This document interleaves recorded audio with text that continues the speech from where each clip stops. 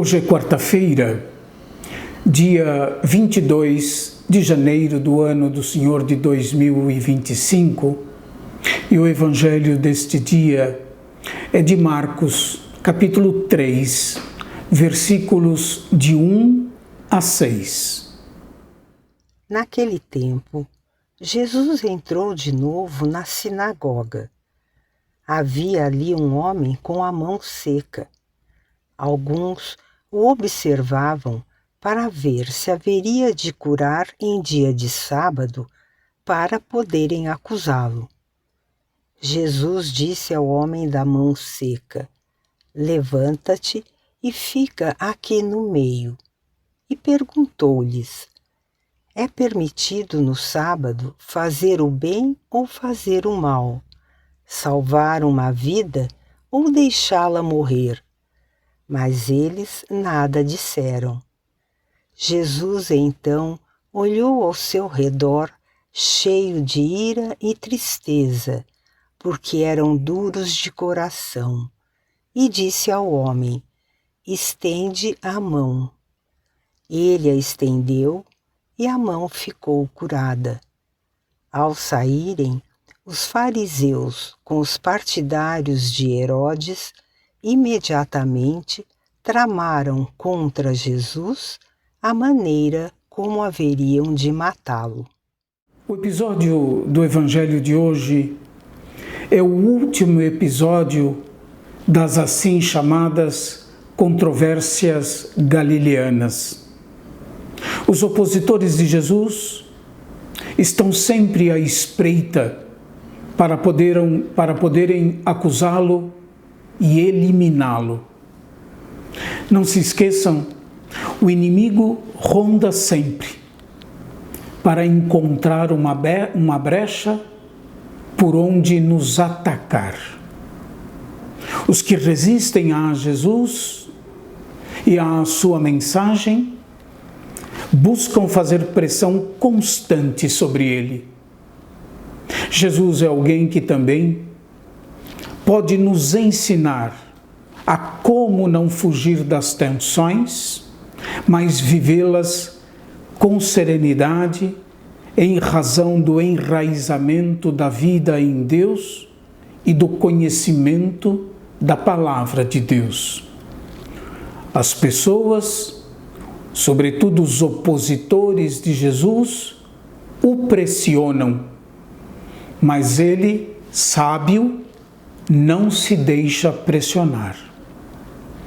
A interpretação que Jesus faz da lei e a sua liberdade na prática da mesma lei põe em xeque um sistema de exclusão, que é o sistema de pureza, sobretudo, que instrumentaliza Deus e distorce a sua imagem.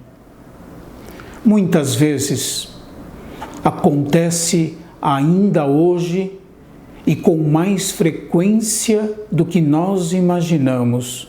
Muitas vezes fala-se de Deus, mas Deus não está no que nós falamos dele.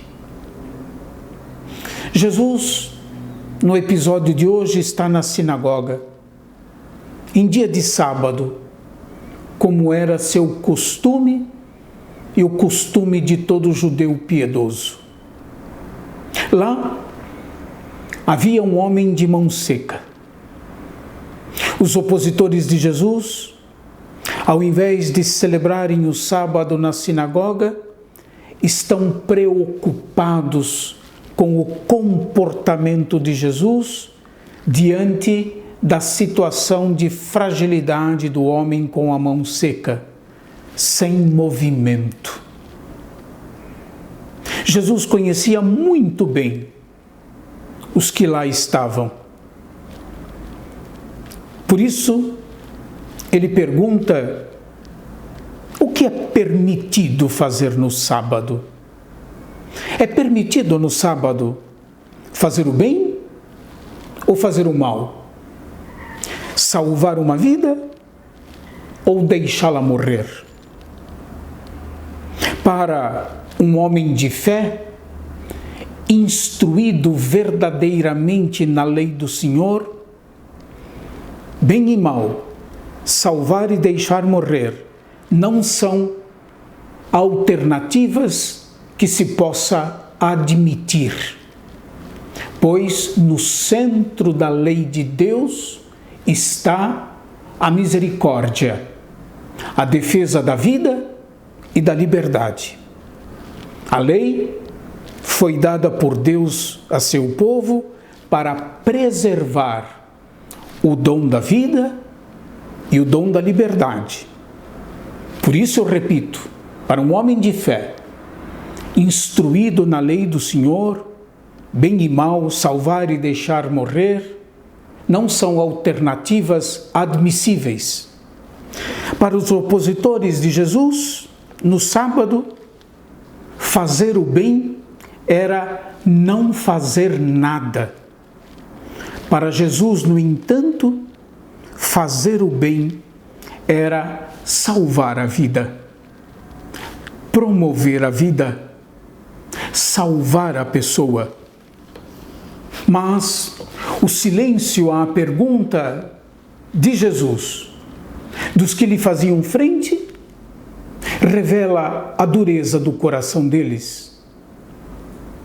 Não era o silêncio de quem não sabe responder. Eles sabiam muito bem a resposta correta, mas era o silêncio de quem não quer se comprometer, nem se dispor a mudar de vida e de mentalidade, de quem não quer se converter.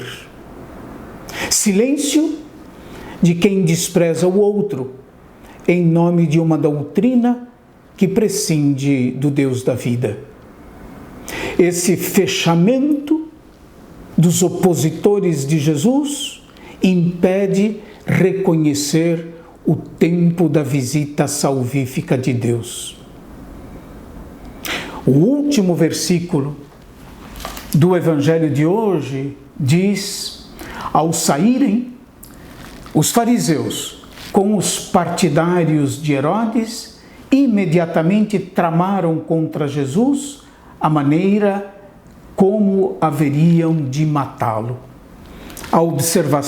Essa observação do versículo 6 sobre a decisão de matar Jesus mostra que a morte de Jesus foi premeditada por parte de seus opositores. Jesus nos ensina, não obstante as ameaças, a seguir adiante. Nenhuma ameaça foi capaz de intimidá-lo ou de fazê-lo desistir de realizar plenamente na sua vida a vontade de Deus.